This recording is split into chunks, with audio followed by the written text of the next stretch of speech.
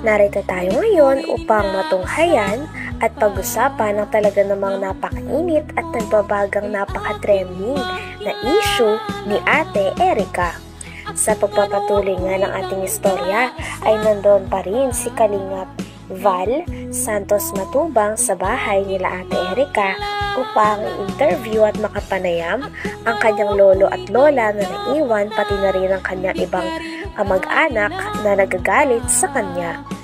Sa vlog nga na ito ay sinabi nga din ng lolo ni Ate Erica na siya daw talaga ang unang vinavlog ni Kuya Ruel upang tulungan. Ngunit nabaling lang daw talaga ang focus kay Ate Erica at ginawa siyang Kalingap Angel.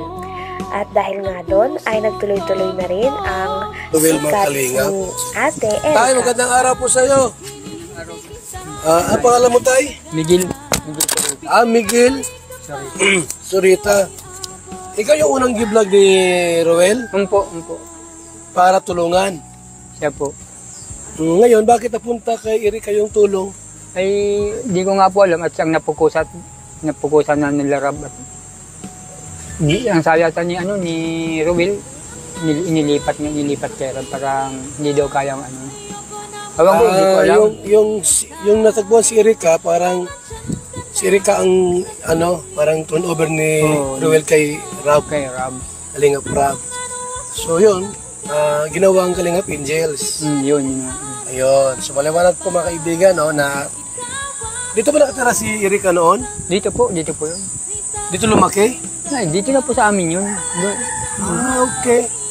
Nung dati pa sa kami sa Katandumanon ay napalit. Dito nga din ay nalaman ng lahat na may isa palang matanda na negosyante ang tumutulong kay Ate Erica at ang pangalan nito ay June A. Nakilala daw ito ng tita ni Ate Erica sapagkat nagbigay daw ito ng pera pampaopera sa mata ng lola ni Ate Erica. Ngunit kalaunan ay hindi daw ito napakinabangan o hindi daw nakuha ng lola ni Ate Erica ang pera na ito sapagkat hindi daw ito ay binigay nila Ate Erica. Kaya dito na nga rin nagsimula ang talaga namang malala at napakalaking gulo o hidwaan sa pagitan ni Ate Erica at ng kanyang lolo at lola na talaga namang nagpalaki, nagmalasakit at nagpaaral sa kanya simula nung siya ay bata pa. Lagi si Erica. Yun po, maliit pa yun sa amin. Kayo na nagpalaki noon. Kami na po, kapaaral. Ngayon, nasaan sila ngayon? Ay, nasa bagong bahay na po. May bagong bahay na po sila. Sino po ang nagpatay ng bahay nilang bago? Ay, sila yata po. Sino pang tumulong ang nagbigay ng pangpagawa ng bahay? Ayun, ang pag-aalam ko po, yung nga pong nakausap ng sila, yun daw matanda. Kung sino matandang Matanda? Yun? Ang alam ba ganun?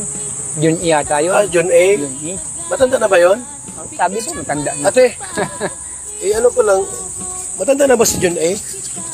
Matanda na po, siguro po mga 60 or 50 na gano'n. Nakita mo na, di pa? Nakita ko na po yun. Saan mo Kasi nakita? nagpasalamat po ako rin sa kanya nung inlas baga po na vlog ni Kalingap, ni Rab, na nagbigay ko naman ng pampaopera ng sa mata. Okay.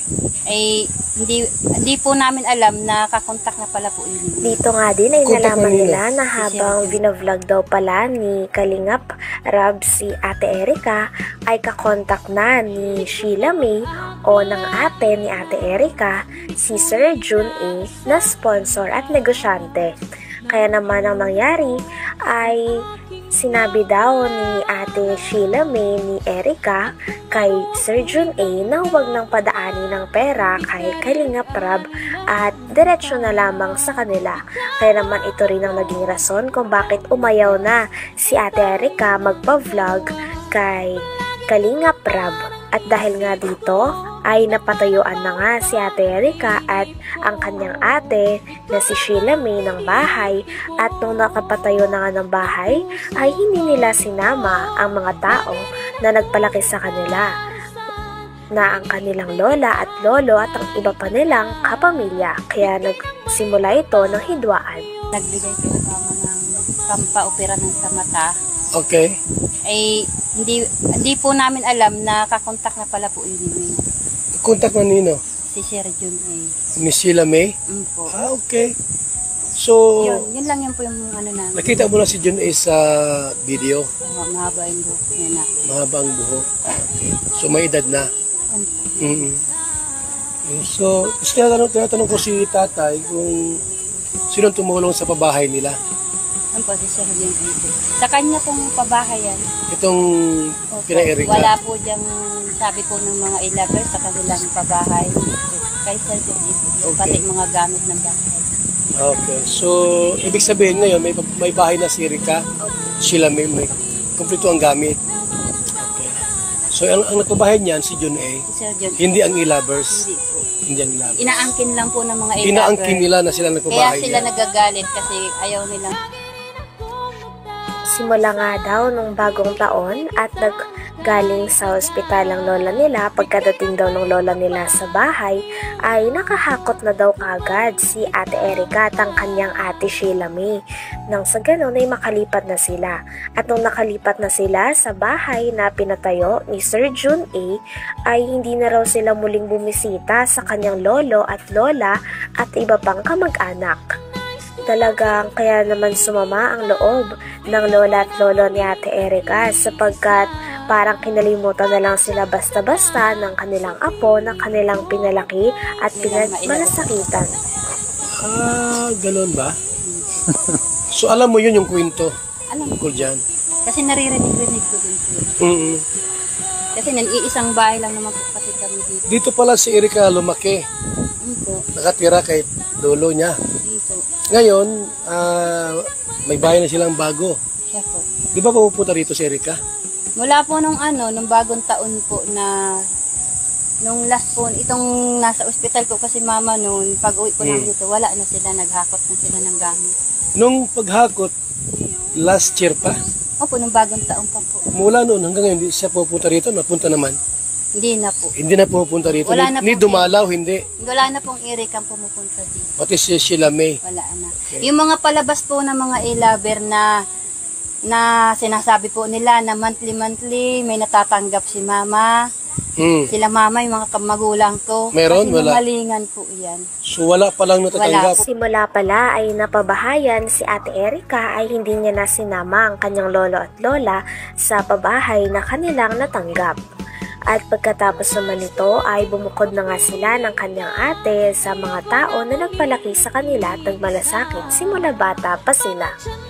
At sabi pa nga dito ng tita ni Ate Erica ay may kumakalat daw na nagpapadala daw o nagsusustento pa din si Ate Erica at si Sheila May sa kanilang lolo at lola. Ngunit hindi daw talaga ito totoo sapagkat simula nung nakalipat si Ate Erica at si Sheila May na kanyang ate sa pabahay ni Sir Jun A ay hindi na raw sila muling bumisita at hindi na rin sila nagpapadala ng pera kaya naman talagang nakasakit ito sa damdamin ng lolo at lola niya sapagkat parang feeling nila ay kinalimutan na lamang sila bigla-bigla ng kanilang mga apong pinalaki nila. Kasi iisang bahay lang naman po kasi kami dito. Dito pala si Erica lumaki. Dito. Nakatira kay lolo niya. Dito. Ngayon, may bahay na silang bago. Siya po. Di ba pupunta rito si Erica? Mula po nung nung bagong taon po na nung last po, itong nasa ospital po kasi mama noon, pag uwi po namin dito, wala na sila, naghakot na sila ng gamit. Nung paghakot, last year pa, Opo, nung bagong taon pa po. mula noon hanggang ngayon, hindi siya pupunta rito, napunta naman.